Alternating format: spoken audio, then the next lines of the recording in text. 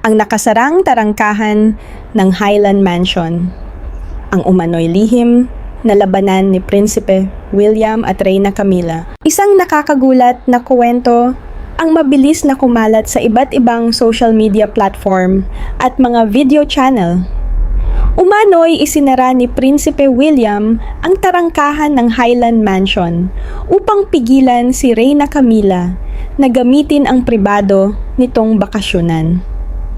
Kasabay nito, ang mas mabibigat pang paratang na may kaugnayan umano ang Reyna sa isang lihim na iskandalo mula pa noong dekada 1990 at sa pagkawala ng pondo para sa kalusugang pangkaisipan ni Prinsesa Diana. Ang salaysay ay tila isang dramatikong pelikula, puno ng matitinding akusasyon, lihim na dokumento, at di umano'y sinaunang batas na biglang ginamit upang bawiin ang isang ari-arian. Gayunman, mahalagang tandaan na ang mga pahayag na ito ay walang mapagkakatiwalaang ebidensyang nagpapatunay at hindi kinukumpirma ng mga opisyal na ulat o mapananaligang organisasyon ng balita. Ang sumusunod ay isang paglalahad ng naturang viral na kwento bilang isang hindi napatutunayang naratibo at hindi bilang isang totoong pangyayari. Ayon sa kwento, nagsimula ang lahat sa isang tila payapang araw sa Highland Mansion, isang marangyang lupain na matagal nang iniuugnay sa mga pribadong bakasyon ng pamilya ng hari. Sa eksaktong tanghali, di umano'y dumating si Prinsipe William kasama ang kanyang mga legal na tagapayo at mga tauhan ng seguridad. Walang paunang anunsyo at walang pahiwatig sa media na may magaganap na kakaiba. Sa bersyon ng kwento, hinarap umano ni William ang pangunahing tarangkahan ng mansyon at iniutos na ito ay isara. Ang simpleng kilos na iyon ay inilarawan bilang simula ng isang makasaysayang paghaharap. Ipinakita ng mga nagsasalaysay ang prinsipe bilang isang anak na matagal nang nagkimkim ng sama ng loob matapos ang pagpanaw ng kanyang inang si Prinsesa Diana. Kasunod nito ay lumabas ang mas matinding alegasyon. Sinasabing natuklasan umano ang mga lumang dokumentong nag-uugnay kay Camilla sa pagkawala ng isang pondo para sa mental health na umano'y inilaan noon para kay Diana. Higit pa rito, idinugtong pa ng viral na kwento ang pangalan ng yumaong financier na si Jeffrey Epstein na parabang may direktang kaugnayan ang naturang pondo sa kanyang iskandalo. Ngunit hanggang sa kasalukuyan, walang opisyal na investigasyon, dokumentong pampubliko o desisyon ng korte na nagpapatunay sa ganitong seryosong akusasyon. Dahil dito, nananatiling haka-haka lamang ang naturang bahagi ng kwento. Isa pa sa mga sentrong elemento ng viral na salaysay ay ang sinasabing paggamit ni William ng isang sinaunang batas na may kaugnayan sa pagmamana ng mga ari-arian ng monarkiya. Ayon sa kwento, may isang lumang probisyon mula pa noong 1700 at isa na automatikong naglilipat ng pagmamay-ari ng ilang royal estate sa mga anak ng prinsipe ng Wales, particular kina Prinsipe George, Prinsesa Charlotte at Prinsipe Louis. Gayunpaman, ang paglalarawang ito ay hindi tumutugma sa aktual na sistema ng pagmamay-ari ng mga ari-arian ng British Royal Family. Ang pamamahala sa mga royal estate ay saklaw ng iba't ibang batas, trust at legal na kasunduan at walang kilalang probisyon na nagbibigay ng kapangyarihan sa isang prinsipe upang basta na lamang bawiin ang isang ari-arian sa paraang inilalarawan sa viral na kwento. Sa naratibo, inilarawan si William bilang isang taong matagal na umanong naghanda para sa sandaling ito. Ipinakita siyang nagsasaliksik ng mga lumang dokumento, nakikipagtulungan sa mga eksperto sa batas, at maingat na naghihintay ng tamang pagkakataon upang gamitin ang kanyang pinakamalakas na sandata. Dramatiko ring inilarawan ang emosyon ng prinsipe. Paulit-ulit na binalikan ang kanyang alaala bilang batang naglakad sa likod ng kabaong ng kanyang ina, at ang umano'y pangakong balang araw ay ipaglalaban niya ang alaala ni Diana. Dahil dito, ipininta ang komprontasyon bilang hindi lamang usapin ng ari-arian, kundi ng personal na hustisya. Samantala, inilalarawan naman si Camila bilang isang reyna na biglang nawalan ng kontrol sa kanyang pinaniniwalaang ligtas na teritoryo. Ayon sa kuwento, ang Highland Mansion ay naging simbolo umano ng kanyang kapangyarihan sa loob ng mahigit 2 dekada. Bawat silid, bawat dekorasyon, at bawat bahagi ng mansyon ay sinasabing binago upang alisin ang mga alaala ni Diana. Muli, ang mga detalyeng ito ay bahagi lamang ng isang dramatikong naratibo at hindi sinusuportahan ng mapagkakatiwalaang ebidensya. Idinagdag pa ng kwento na nakapalibot umano ang mga internasyonal na mamamahayag at mga helicopter ng media habang nagaganap ang komprontasyon.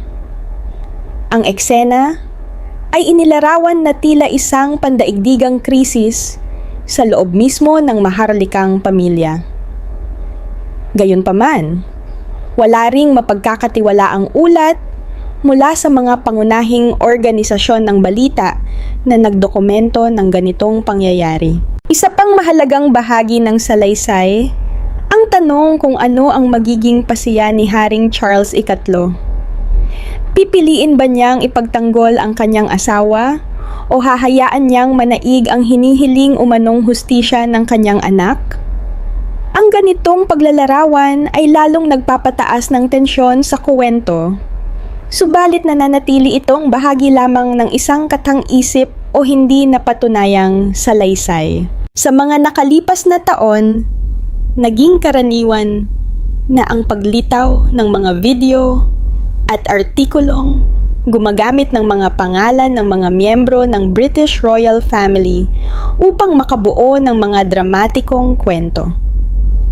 Madalas na pinagsasama-sama ang mga totoong pangyayari, lumang larawan, at mga hindi beripikadong pahayag upang makalikha ng isang salaysay na madaling paniwalaan ng mga manonood. Batid ni Prinsipe William na ang paggamit sa naturang kautusan ay magdudulot ng napakalaking kaguluhan. Gayunpaman, naniniwala siyang wala ng ibang paraan upang wakasan ang matagal ng alitan tungkol sa tunay na kapangyarihan sa loob ng Highland Mansion. Para sa kanya, hindi na lamang ito usapin ng impluwensya o prestihiyo. Ang mansyon ay naging simbolo ng karapatan, pamana, at pagkakakilanlan ng buong pamilya. Sa kanyang utos, kumilos ang mga pinakamatapat na tauhan ng walang pag-aalinlangan. Sina Marcus, Cornelius, at Deja, na matagal nang naglingkod sa pamilya ni Prinsesa Diana, ay agad nagtungo sa pangunahing tarangkahan ng Highland Mansion. Ang malalaking pintuang bakal na ilang dekada nang nagsisilbing pasukan ng mga panauhin at opisyal ay dahan-dahang isinara. Hindi nagtagal, makakapal na kadena ang ipinulupot sa bawat bakal na rehas. Isinunod ang mabibigat na kandadong halos imposibleng sirain. Sa loob lamang ng ilang minuto, ang dating bukas na ari-arian ay naging tila isang hindi mapasok na kuta.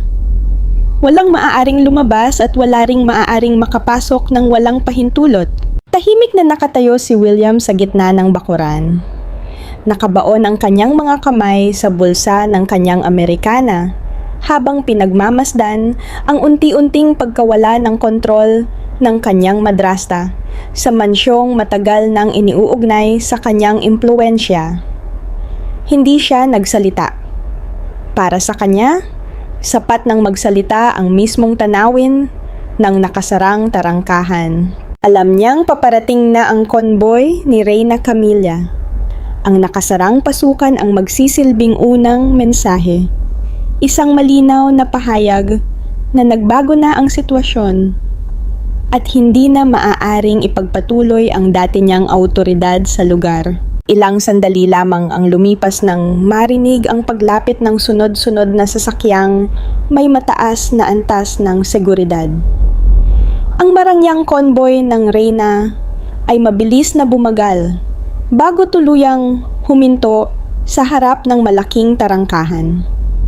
Nagkaroon ng bahagyang kalituhan habang nagsunod-sunod na huminto ang mga escort vehicle sa makipot na daan patungo sa mansyon. Mula sa loob ng kanyang sasakyan, tahimik na tumingin si Camilla sa labas. Inaasahan niyang sasalubungin siya ng mga kawani tulad ng nakagawian sa bawat pagbisita niya sa Highland Mansion. Ngunit ang bumungad sa kanya ay ibang-iba sa kanyang inaasahan. Ang matatayog na bakal na rehas na binalutan ng mabibigat na kadena ay tila malamig na pader na humaharang sa kanyang pagpasok. Walang bantay na yumuyuko. Walang tagapagbukas ng pintuan. Tanging katahimikan at matigas na bakal ang sumasalubong sa kanya. Agad na bumaba ang kanyang driver at sinubukang itulak ang tarangkahan. Gumamit pa ito ng buong lakas upang mabuksan ang mga pinto, ngunit ni hindi man lamang gumalaw ang mga ito. Nanatiling matatag ang mga kandado at kadena na tila sadyang ginawa upang pigilan kahit ang pinakamakapangyarihang tao sa kaharian. Pagbalik ng driver sa sasakyan, kapansin-pansin ang pamumutla ng kanyang muka. Mahina niyang ibinulong ang kanyang ulat sa Reyna. Sa isang iglap, ang dating kalmadong ekspresyon ni Camilla ay napalitan ng pagkabigla at matinding galit. Hindi niya maisip na may sino man sa loob ng maharlikang pamilya ang mangangahas na isara ang tarangkahan sa mismong Reyna. Para sa kanya, hindi lamang ito simpleng pagsuway. Isa itong hayagang paghamon sa kanyang awtoridad. Unti-unting nanaig ang galit kaysa sa kanyang karaniwang pagpipigil sa sarili. Agad niyang kinuha ang kanyang espesyal na secure phone at walang pag-aalinlangang tinawagan si Haring Charles III. Nanginginig ang kanyang mga kamay habang hinihintay na sagutin ang tawag. Pagkakonekta pa lamang ng linya ay agad siyang nagsalita ng may matinding diin. Iginiit niyang utusan ng hari ang mga guwardiya na sirain ang mga kadena, buksan ang tarangkahan, at papanagutin ang sinumang nagpasimula ng naturang hakbang. Sa kanyang paniniwala, sapat ang kapangyarihan ng hari upang wakasan agad ang nangyayaring pagtutol. Para kay Camilla, hindi katanggap-tanggap na may sinumang magdikta kung kailan siya maaaring pumasok sa isang lugar na matagal na niyang itinuturing na sarili niyang santuwaryo. Ang Highland Mansion ang nagsilbing lugar kung saan nakalalayo siya sa mga anino ng nakaraan at kung saan lubos niyang nararamdaman ang kanyang katayuan bilang reyna. Ngunit sa kabilang panig, iba ang pananaw ni William. Ang mansyon ay hindi lamang isang marangyang tirahan. Isa itong mahalagang bahagi ng kasaysayan ng pamilya at simbolo ng pamana na nararapat pangalagaan. Para sa kanya, ang pagsasara ng tarangkahan ay hindi bunga ng personal na paghihiganti, kundi isang hakbang upang ipakita na may mga hangganang hindi maaring lampasan ng sinuman, gaano man kataas ang kanilang posisyon. Habang nananatiling nakahinto ang convoy sa labas, kapansin-pansin ang lumalalim na tensyon sa magkabilang panig. Walang gustong umatras.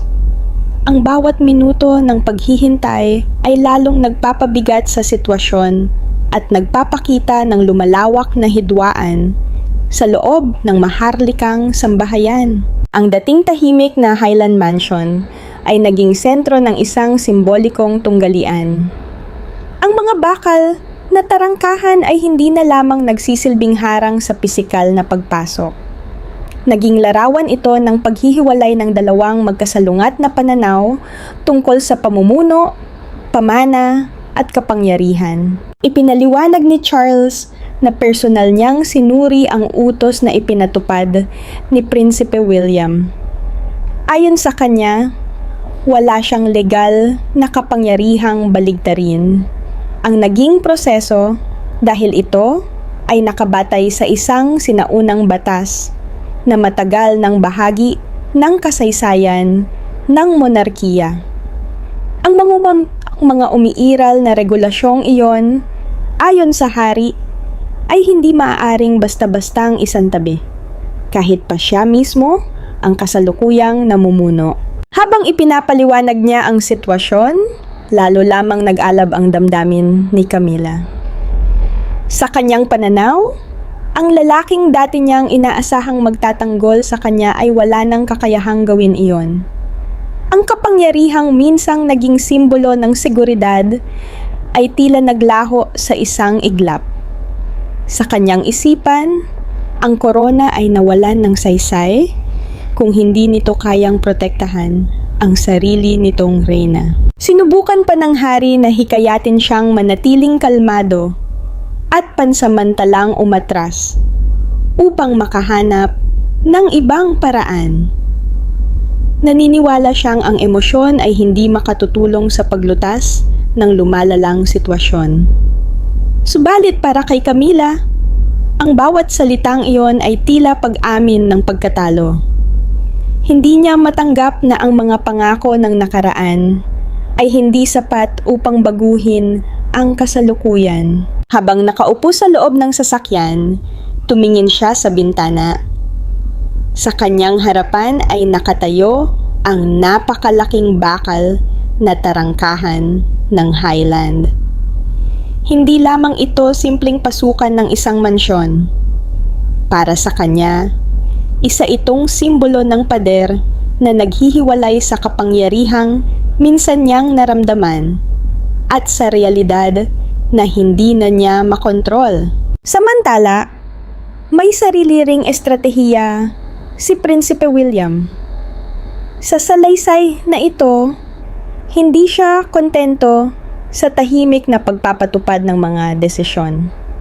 Nais niyang ipakita sa publiko ang kahalagahan ng pananagutan at ang paniniwalang walang sinuman ang dapat mangibabaw sa umiiral na mga alituntunin.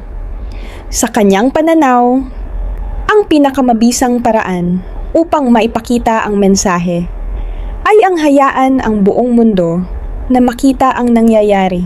Hindi nagtagal ay kumalat ang balita sa iba't ibang tanggapan ng media.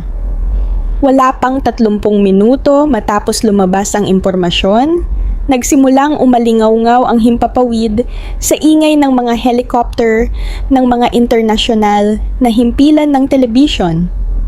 Isa-isang dumating ang mga mamamahayag, photographer, at cameraman upang masaksihan ang nagaganap. Mula sa itaas ay nakatutok ang malalaking lente ng kamera sa bawat kilos ng convoy.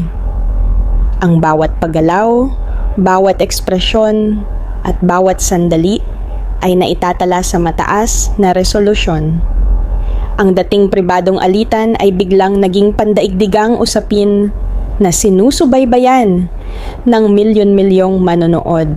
Sa loob ng sasakyan, kitang-kita ang pagkabalisa ni Camilla.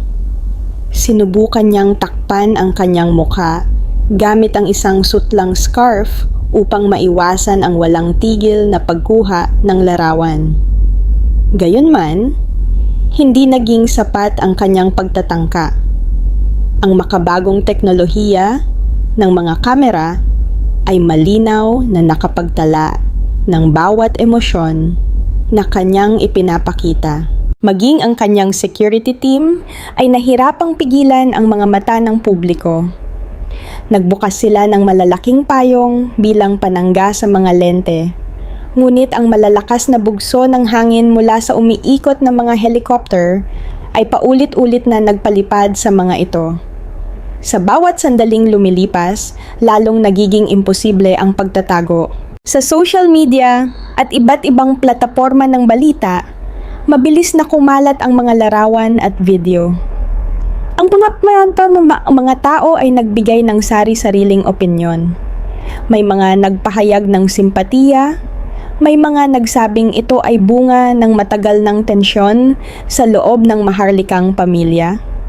At mayroon ding nagsabing ang pangyayaring ito ay nagpapakita kung gaano kalaki ang impluwensya ng media sa paghubog ng opinyon ng publiko. Habang nasa kasagsagan ang kaguluhan, dahan-dahang bumukas ang pangunahing tarangkahan ng Highland Mansion. Mula rito ay lumabas si Prinsipe William. Ang kanyang paglalakad ay mabagal ngunit matatag. Hindi niya kinailangang magsalita kaagad. Ang kanyang katahimikan ay sapat upang madama ng lahat ang bigat ng sandali. Huminto siya ilang hakbang mula sa bakal na bakod. Sa kabilang panig naman ay si Camila, na napilitang bumaba mula sa sasakyan dahil sa lumalalang tensyon. Nagkatitigan ang dalawa sa gitna ng makapal na bakal na naghihiwalay sa kanila. Sa eksenang iyon, ang tarangkahan ay tila naging higit pa sa isang pisikal na harang. Isa itong makapangyarihang simbolo ng dalawang magkaibang pananaw. Ang isa ay kumakatawan sa pagpapanatili ng umiiral na mga patakaran, at ang isa naman ay sa pagnanais na mapanatili ang dating impluwensya at posisyon. Ang bawat isa ay nananatiling matatag sa kani-kanilang paninindigan. Tahimik ang paligid sa loob ng ilang segundo. Ang mga kamera ay patuloy na kumikislap habang hinihintay ng buong mundo kung sino ang unang magsasalita. Ang sandaling iyon ay naging larawan ng isang institusyong sinusubok ng pagbabago, tradisyon, at pampublikong pagsusuri. Ano man ang magiging kasunod na kabanata ng kuwentong ito, malinaw na ang pangyayaring naganap sa Highland ay nag-iwan ng malalim na bakas sa imahinasyon ng publiko. Ipinakita nito kung paanong ang kapangyarihan, reputasyon, at impluwensya ay maaaring magbago sa loob lamang ng ilang sandali kapag ang mga pangyayari ay nalantad sa mata ng buong mundo. Ayon sa isinasalaysay ng kwento, mariing iginiit ni Camila ang kanyang katayuan bilang reyna upang utusan si William na ipabukas ang bakal na tarangkahan. Iginiit niyang ang ginagawang pagharang sa kanya ay hindi lamang paglapastangan sa kanyang posisyon, kundi maging sa mismong trono at kay Haring Charles III. Gayunman, nanatiling malamig ang ekspresyon ni William. Isang bahagyang ngiti lamang ang kanyang isinukli bago malinaw na nagsalita upang marinig ng mga mamamahayag na naghihintay sa labas. Sa kanyang pahayag, sinabi niyang ang mga sinaunang batas ng monarkiya ay hindi nagbibigay kay Camila ng ganap na karapatan sa naturang ari-arian. Ang anumang pribilehiyong tinatamasa nito ay nakabatay lamang umano sa kagandahang loob ng hari sa panahon ng mga pampublikong gawain. Wala siyang legal na pagmamay-ari sa naturang estate. Ayon pa sa deklarasyon, ang pagmamay-ari ng ari-arian ay nailipat na umano sa susunod na henerasyon ng pamilya sa oras na maisakatuparan ang isang matandang kautusan. Sa harap ng mga kamera at mikropono ng media, tila bumagsak ang lahat ng inaasahan ni Camila. Ang kanyang matapang na tindig ay napalitan ng katahimikan habang nananatili siyang nakatayo sa harap ng nakasarang tarangkahan. Ang eksenang iyon ang naging sentro ng atensyon ng mga mamamahayag na naghihintay ng anumang senyales ng hidwaan sa loob ng maharlikang pamilya. Ngunit ayon sa kwento, ang tunay na laban ay hindi naganap sa labas kundi sa loob mismo ng palasyo. Pagpasok ni Prinsipe William sa bulwagan ng pagpupulong, Nadatnan niya si Haring Charles III, kasama ang ilang matatandang tagapayo na matagal nang nagsisilbi sa monarkiya. Makikita umano sa kanilang mga mukha ang matinding pag-aalala. Hinimok nila si William na ihinto ang kanyang ginagawa upang mapanatili ang imahe ng pamilya at maiwasan ang mas malaking iskandalo. Hindi na umano sumagot si William. Sa halip ay lumapit siya sa malaking mesa na yari sa roble at marahang inilapag ang isang selyadong maletang balat. Sa pagbukas nito ay isa-isang inilabas ang mga lumang dokumentong pinansyal mula pa noong dekada 90. Dito nagsimulang magbago ang takbo ng usapan. Ayon sa salaysay, ang mga dokumentong iyon ay bunga umano ng isang lihim na investigasyong isinagawa ni William kasama ang ilang eksperto sa kasaysayan at pananalapi. Ang bawat papel ay naglalaman ng mga record ng umano'y komplikadong paglilipat ng malaking halaga ng salapi sa iba't ibang account.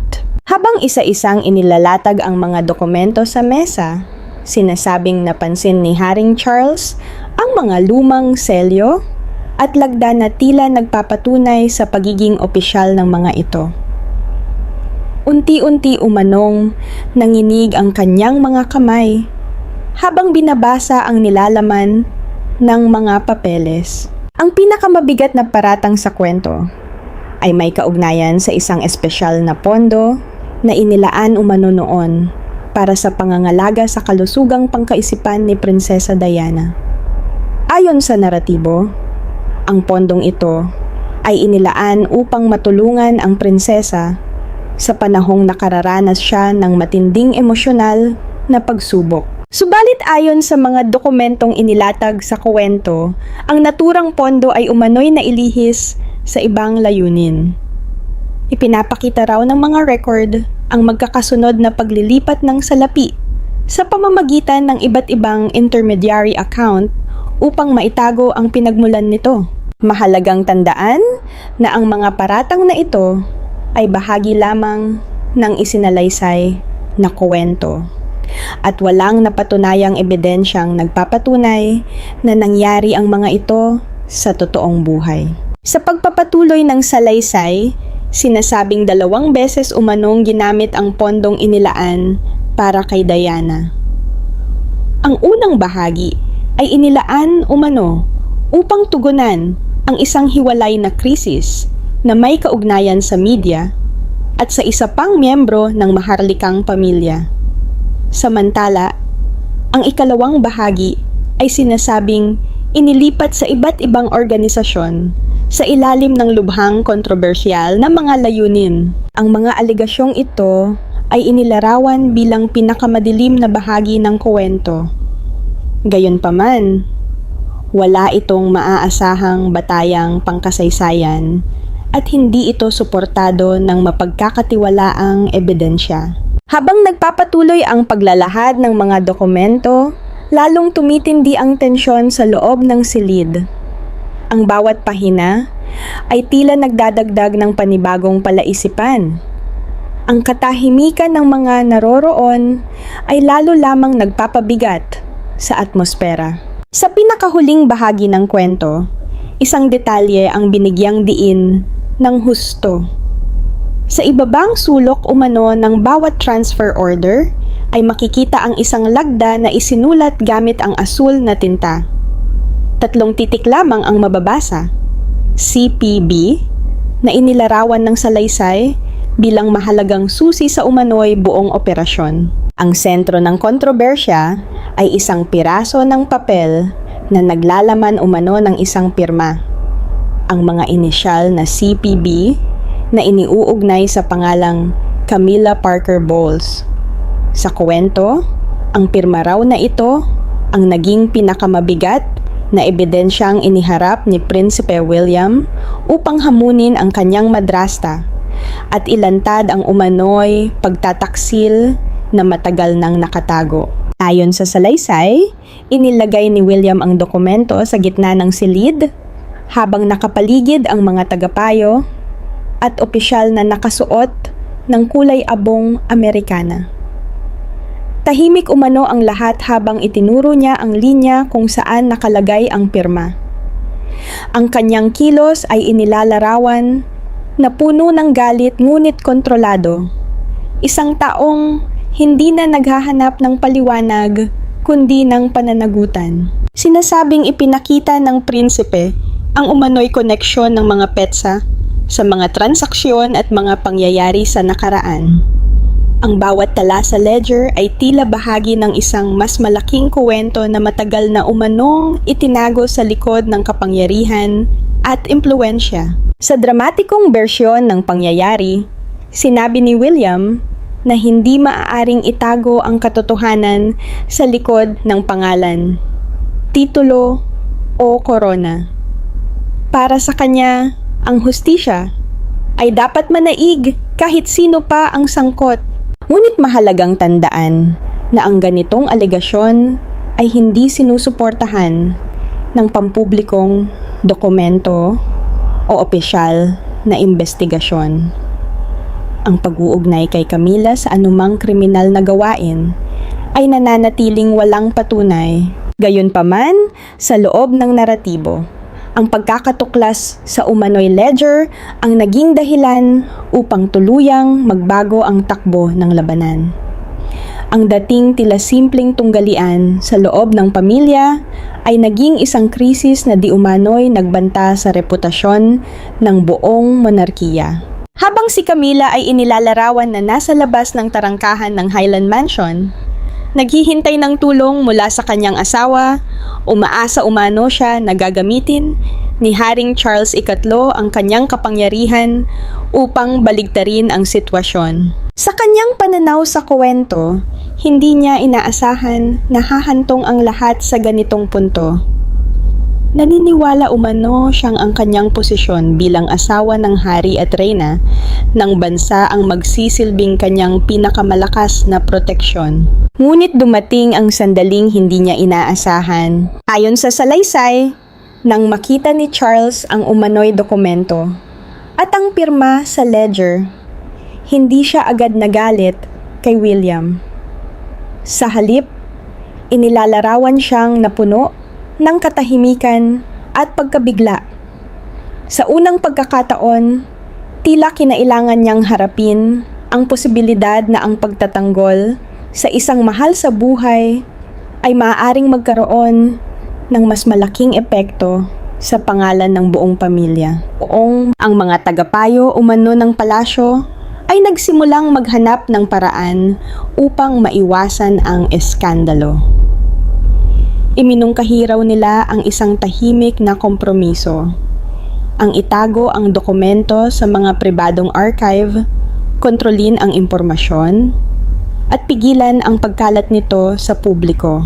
Sa ganitong uri ng kwento, ang pinakamalaking takot ng mga opisyal ay hindi lamang ang posibleng pagkasira ng isang individual na reputasyon, kundi ang pinsalang maaaring idulot nito sa institusyon mismo. Ngunit hindi umano umatras si William. Sa salaysay, malinaw ang kanyang mensahe. Kung walang pananagutan, ilalabas ang mga dokumento sa pinakamalalaking organisasyon ng balita. Ang banta ng isang pampublikong pagsisiwalat ang naging pinakamalakas na presyon sa loob ng silid. Ang katahimikan sa pagitan ng ama at anak ang inilalarawan bilang pinakamabigat na sandali. Sa isang banda, naroon ang isang hari na kailangang pumili sa pagitan ng personal na pagmamahal at ng tungkulin bilang pinuno. Sa kabilang banda, naroon ang kanyang anak na naniniwalang ipinaglalaban niya ang alaala ng kanyang yumaong ina. Sa dramatikong eksena, inilalarawan si Charles na umupo sa isang lumang upuang yari sa kahoy. Ang kanyang mukha umano ay nagpapakita ng pagkabigo, pagod, at matinding lungkot. Sa halip na gamitin ang kanyang kapangyarihan upang protektahan ang kanyang asawa, pinili raw niyang harapin ang krisis. Ang pinakamatinding simbolo ng sandali ay ang singsing. Ayon sa kwento, dahan-dahang hinubad ni Charles ang isang mahalagang singsing na kumakatawan sa kapangyarihan, pamana, at proteksyon ng maharlikang pamilya. Inilagay niya ito sa harap ni William bilang tanda ng pagsuko at pagtanggap sa pasiya ng kanyang anak. Ang kilos na iyon ang inilalarawan bilang pinakamalaking dagok kay Camilla.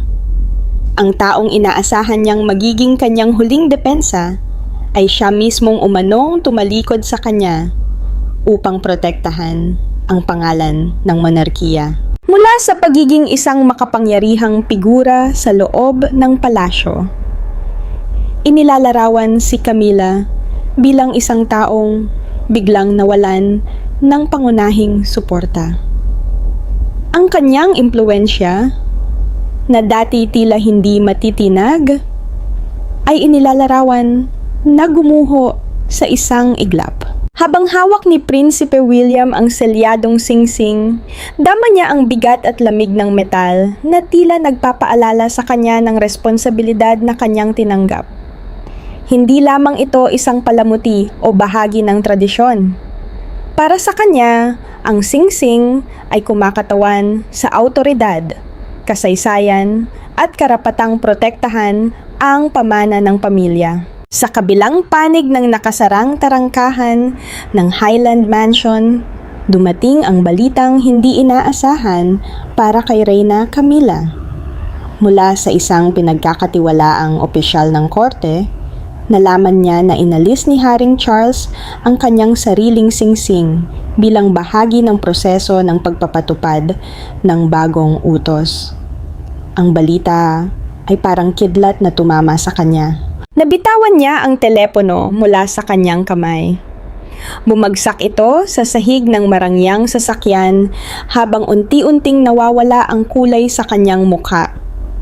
Ang dating matatag at mapag-utos na ekspresyon ng Reyna ay napalitan ng takot at kawalan ng katiyakan. Sa unang pagkakataon, naramdaman ni Camilla na wala na siyang sandigan.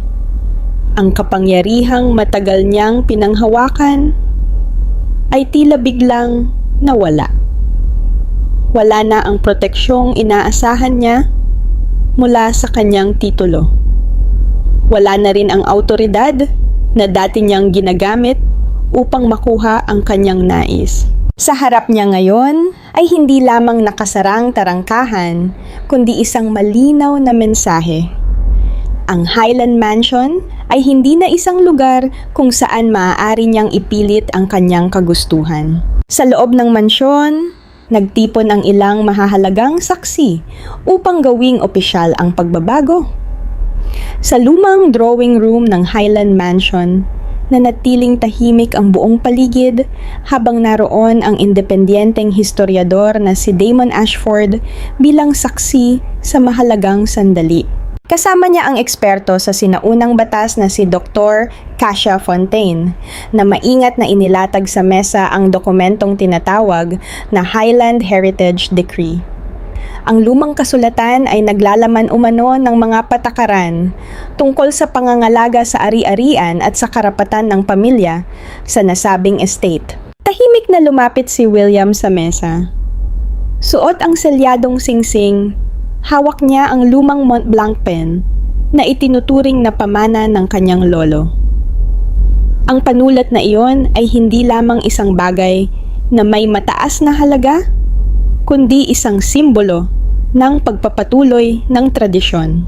Sa isang mabagal ngunit tiyak na kilos, inilagay niya ang kanyang pirma sa dokumento. Ang sandaling iyon ang nagsilbing hudyat ng pagtatapos ng isang yugto. Sa oras na makumpleto ang lagda, opisyal nang sinimulan ang pagpapatupad ng kautusan laban sa pananatili ni Camilla sa Highland Mansion.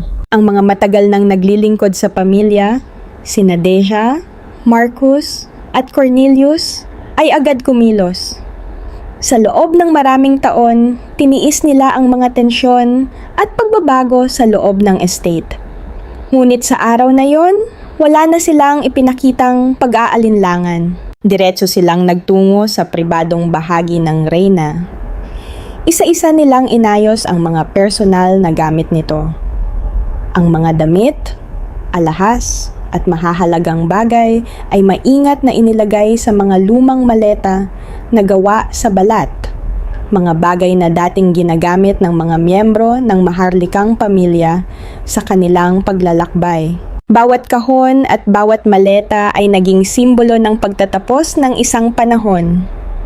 Ang dating lugar kung saan ipinakita ni Camila ang kanyang impluwensya ay unti-unting nawalan ng bakas ng kanyang presensya. Sa labas ng mansyon, patuloy na umiikot ang mga helicopter ng media.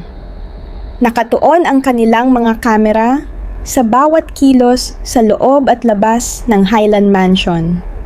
Ang pangyayaring dati sanang mananatiling lihim sa loob ng palasyo ay naging isang palabas na pinapanood ng publiko. Nang mailabas ang mga maleta sa labas ng tarangkahan, naging malinaw ang mensaheng nais ipakita ng mga nagpatupad ng kautusan. Hindi lamang ito tungkol sa pag-alis ng isang tao mula sa isang tahanan. Isa itong simbolikong pagbawi ng espasyo at pagkakakilanlan. Ngunit hindi doon nagtapos ang lahat. Bumalik sina Marcos at Cornelius sa pangunahing bulwagan. Kinuha nila ang malaking Vienna carpet na matagal nang inilagay bilang dekorasyon sa ilalim ng pamumuno ni Camila. Ang marangyang carpet na minsang naging bahagi ng pagpapakita ng kapangyarihan ay inalis mula sa lugar at inilagay sa labas. Para sa mga nakasaksi, ang bawat bagay na inilalabas mula sa mansyon ay tila kumakatawan sa pagbura ng isang yugto ng kasaysayan. Pagkatapos nito, dumating ang isang mas emosyonal na sandali. Maingat na hinawakan ni Deha ang isang larawan ni yumaong Prinsesa Diana na nakalagay sa isang pilak na frame. Dahan-dahan niya itong ibinalik sa dating pwesto nito sa ibabaw ng fireplace. Sa ilalim ng liwanag ng apoy, mula sa pugon, ang larawan ni Diana ay muling naging sentro ng silid. Ang kanyang ngiti ay tila nagbigay ng kakaibang katahimikan sa lugar na matagal nang naging bahagi ng mga alaala ng pamilya. Para sa mga taga-suporta ni William, ang pagbabalik ng larawan ay hindi lamang simpleng pag-aayos ng dekorasyon. Isa itong simbolikong pagkilala sa nakaraan at sa alaala ng kanyang ina. Samantala, sa labas ng tarangkahan, nakatayo si Camila habang pinagmamasdan ang kanyang mga gamit na nasa tabi ng kalsada. Ang dating makapangyarihang figura ng kaharian ay ngayon ay tila nawalan ng kontrol sa sitwasyon. Ang tunog ng mabibigat na kadena na muling isinara sa tarangkahan ay naging pinakamalinaw na pahayag ng araw na iyon. Para kay Camila, ang pagkawala ay hindi lamang tungkol sa isang mansyon. Kasama nito ang pagkawala ng prestihiyo, impluwensya, at imahe ng pagiging hindi matitinag. Walang opisyal na lumapit upang baguhin ang nangyari. Walang agarang interbensyon. Sa huli, napilitan siyang bumalik sa kanyang sasakyan habang sinusundan ng mga kamera ng media ang bawat galaw ng kanyang convoy palayo sa Highland Mansion. Sa loob ng mansyon, nakatayo si William sa tabi ng bintana. Pinanood niya ang unti-unting pagkawala ng mga sasakyan sa gitna ng malamig na ulan. Mahigpit niyang hinawakan ang selyadong singsing sa kanyang kamay. Para sa kanya, iyon ang sandali ng pagtupad sa isang pangakong matagal nang dala mula pa noong kanyang kabataan. Ang pangakong pangalagaan ang alaala ng kanyang ina at protektahan ang pamana ng pamilya. Ang Highland Mansion ay muling nagbukas ng panibagong kabanata. Ngunit nananatili ang isang malaking tanong.